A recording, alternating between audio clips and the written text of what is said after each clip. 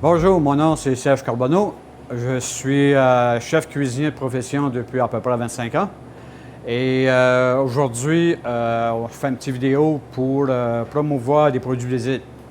Et moi, j'ai choisi de loup-marin, communément appelé de phoque. Fait qu'on va travailler ça, puis on fait ça pour le Château de Sable cette année, qui est sa 34e édition. Et cette année, c'est virtuel. Fait qu'un peu tout le monde dans le monde peut faire ça. Aujourd'hui, on est au Vieux-Couvent, où est-ce que je travaille cet été, comme cuisinier. Et ça, c'est ma cuisine. Fait qu'on va s'amuser avec ça.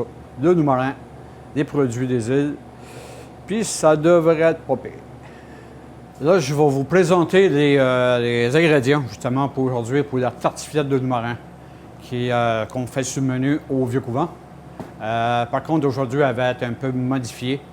Je la fais avec du fromage des biquettes à l'air. C'est un fromage de chèvre. C'est un fromage qui est fait artisanal. Le lait là-bas est vraiment... tout est fait artisanal, puis c'est super bon en plus. Fait que on appelle le fromage, c'est un fromage comme un peu à la crème. Fromage wing wang. Wing wang. Comme je dis, c'est un peu un fromage à la crème. C'est vraiment crémeux, c'est super bon, c'est goûteux. Moi, j'adore ça. Avec aussi un lait non pasteurisé. C'est un lait vraiment qui ressemble un peu au lait maternel. C'est un lait très crémeux, fort de calcium, vraiment très bon.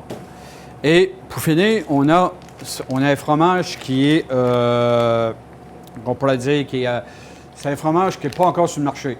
J'ai eu la primeur, je suis le premier à y goûter. Fait que je suis bien content. Puis ça goûte le ciel. C'est fondant dans la bouche. Ça goûte c'est bon, c'est bon, c'est bon. Moi, je capote bien raide. Comme dirait un gars du Robert, c'est bien raide tête. Fait que, puis pour finir, mais ça prend l'ingrédient principal qu'on appelle la méniche du loup-marin, qui est celle-ci, mais qui a été confit dans le gras de canard. Ça, ça vient de la boucherie côte à côte, qui se trouve avec des méniches.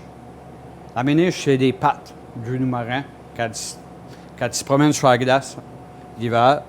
Ça, c'est avec du phoque, on appelle le loup-marin, mais de gris. Parce qu'il y a deux sortes de loup-marin. Il y a le gris et le Groenland. Celui-là, moi, personnellement, je préfère le gris. J'avais oublié de vous dire ça. Un brin de patate. Puis, on a des bonnes patates aux îles. On a des patates de chez Christian Poirier, qui fait justement les patates. Fait que je vais en emmener. Là, on va commencer à couper des pommes de terre. Moi, je ne vois pas vraiment au couteau. C'est bien meilleur avec une mandoline, mais c'est très... Je dirais que c'est très dangereux pour certaines personnes. C'est pas évident de s'amuser avec ça, mais moi, ça fait longtemps que je fais ça. Fait que on essaie avec la paume de la main le plus possible, puis tout ce que tu fais, c'est ça. Fait qu'on s'amuse, puis moi, je peux même le faire sans regarder, à un moment donné. Parce que je suis quand même assez habitué. Fait qu'on va en faire une coupe, puis après ça, ça peut être très simple. Vous voyez qu'avec avec la mandoline, c'est pas si dangereux que ça. Il y en a qui ont peur de ça, mais moi, c'est... elle est bien apprivoisée. Fait que là, on met ça de côté.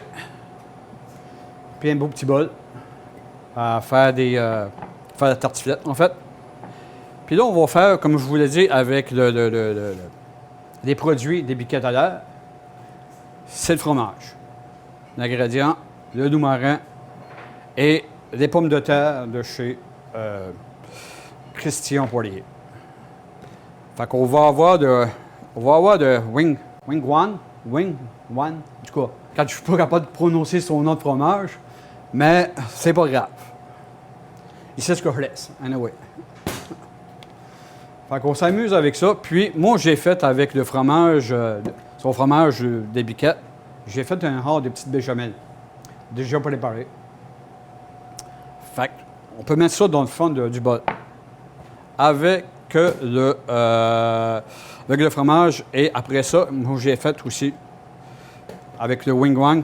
J'ai mélangé ça un peu de lait, de fromage à la crème, puis avec des estragon. On va mettre ça dans le fond. On va commencer avec la béchamel. On en met un petit peu dans le fond. On va mettre ça dans le fond un peu. Puis, tu recouvres ça un peu. Il faut que ça soit bon. Il faut qu'il y en ait. Quand ça ne goûte pas, c'est pas bon. Puis, on va aller se faire des petites tranches de patates dans le fond. Puis, on va se faire une petite étagère. On va mettre ça comme ça. Ça, c'est la tartiflette. Ça, c'est le début.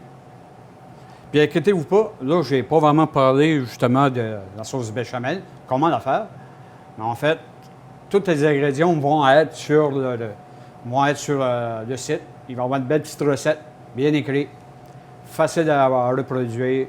Inquiétez-vous pas. Si vous ratez ça, ça m'étonnerait. Vous m'appellerez. Fait qu'on va continuer avec ça.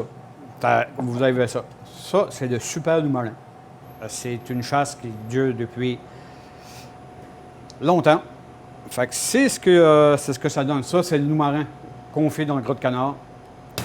Il se retrouve à Boucherie, côte à côte. Puis, en passant, le loup-marin, c'est super bon en bonne santé. C'est full ferreux. C'est full plein de fer. Et c'est bon. Ça te met de la mine dans le crayon, comme on dit là. Fait que là, on va mettre des petits morceaux de loup-marin dedans. Faut que ça goûte. Sinon, quand ça goûte pas, c'est pas bon. Fait que là, on a une première étage de loup-marin, comme ça. Là, on va aller mettre le fromage que moi j'ai fait, que j'ai mélangé en fait, le Wing Wang et le lait. Incorporer ça avec un petit peu d'estragon. Fait qu'on va donc mettre une belle petite cuillerée. On va mettre ça dedans. Ça va être assez cochon. D'après moi. On y va pour une deuxième étape de patates. On va s'amuser à mettre ça dedans. Et après ça, on recommence. Ça va être tout. Puis si vous voulez, mais vous pouvez la faire plus grosse pour que ça fasse un plat principal. Mais idéalement, ça, c'est une belle petite entrée du soir, là, barbecue, whatever, sur la terrasse. C'est vraiment le fun. Avec une petite bière. C'est le goût que vous voulez.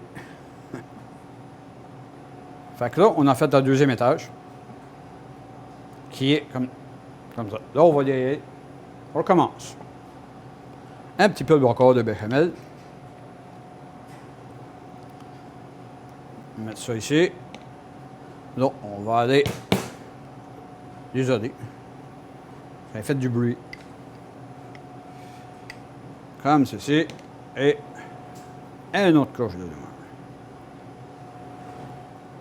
Comme dirait un gars du Robert, c'est fourré. Ça, c'est haut de le manger. Puis, on va finir ça. Une dernière couche de patates. Comme vous voyez, c'est assez consistant, c'est épais. Comme ceci. Puis, pour le gratiner, on va y aller avec le fromage Monsieur Hébert, qui est, comme je vous visite tantôt, qui n'est pas encore sorti sur les tablettes, mais qui devra sortir vraiment dans pas longtemps.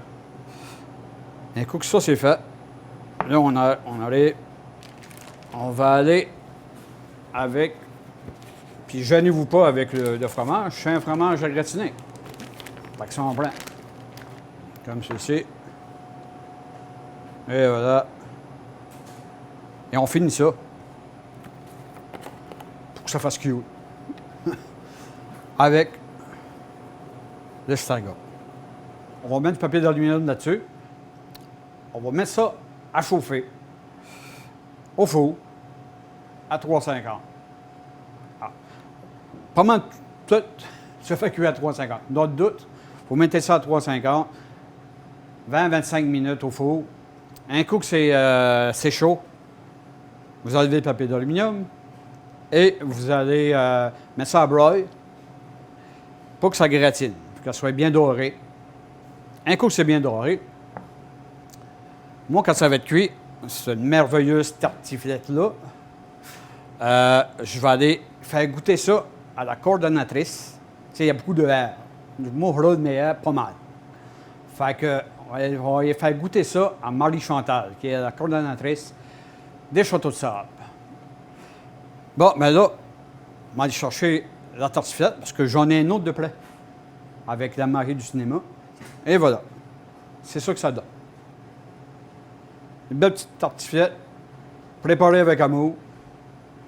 On va mettre ça dans une belle petite assiette, puis on va aller porter ça. Me revoici avec mon doc de serveur et ma super tartiflette. Et voici madame. Bon appétit et bonne 34e édition virtuelle des Châteaux de Sable. Ça a l'air délicieux.